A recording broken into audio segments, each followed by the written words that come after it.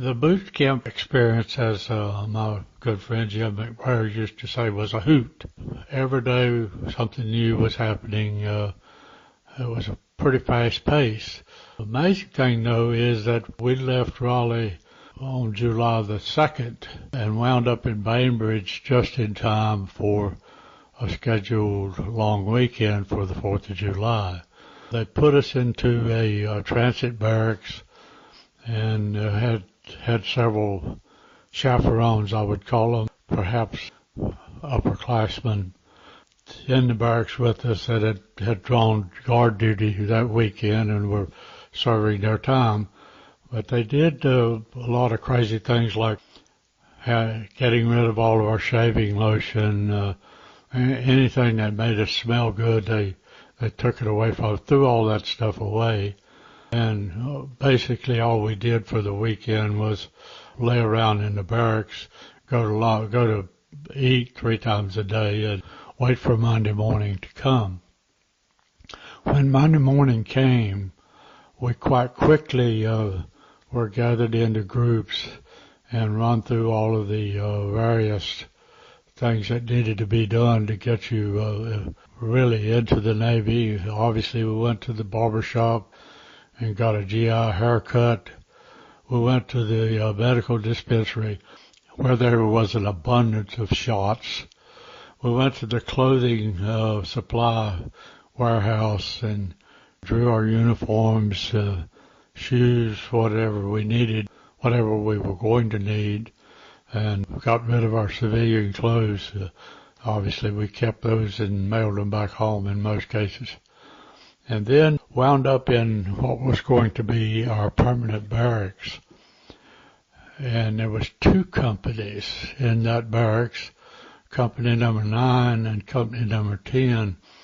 I think company 9 may have been put together a day or so before company 10. But at any rate, there were about 60 or 70 people in each company. We gathered in, there was a little lounging area at one end of the barracks, and we gathered in that, and our chief, who was going to be our company commander for the entire boot camp period, showed up, and his name was Chief Wagner, and he was a very soft-spoken Southern chief, and turned out to be a very nice guy. But he came and talked to us about what he expected, and then at the end of his orientation, he began to put together an organization to lead the company, and he asked for anybody that had military school experience or was familiar with marching orders and all that sort of thing. He asked for volunteers for who would be the, I guess, cadet commander is as close as you could get to it. And there were a couple of guys that said they had some experience. One particular guy whose name was Jack Perry was from Massachusetts, I believe. And he had been, had a year or so in military school. He was a sort of a typical Yankee, and there was obviously some dichotomy between the Southerners and the Yankees at that time. It certainly had not gone away. But Jack was a bright guy. He later went to the same Airman Apprentice School in Florida that I did. He and I became friends. In fact, I brought him to Hickory for a weekend one time, and Betty found a blind date for him someplace, and we went out and had a very nice time. Jack was a smart guy, but he was sort of the kind that expected more of himself than he could deliver. is a good way of putting it. And as the boot camp progressed, Chief Wagner lost a lot of confidence in Jack. Several things happened. I don't know that I was familiar with all of them, but at least the chief started asking me to do some of the things that Jack was supposed to be doing. I had been selected as the the company clerk, which was a pencil pushing job, a little bit of detail to it. It was not a very big job, and certainly you were not in the limelight.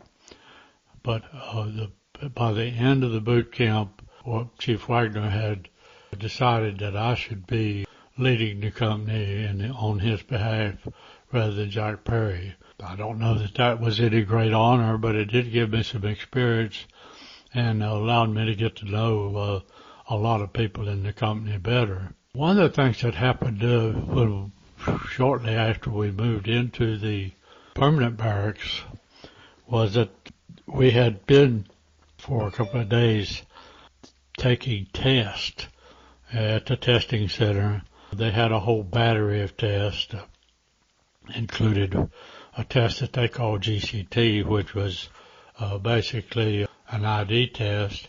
Then they had a math test and then a English language or a language test. And within a couple of days of us moving in and getting to know each other, they posted everybody's score on the bulletin board. And I really wasn't paying a lot of attention. I didn't think the test was very hard, but I had spent quite a bit of time lately taking that same kind of test, so I thought I might have done quite well on it.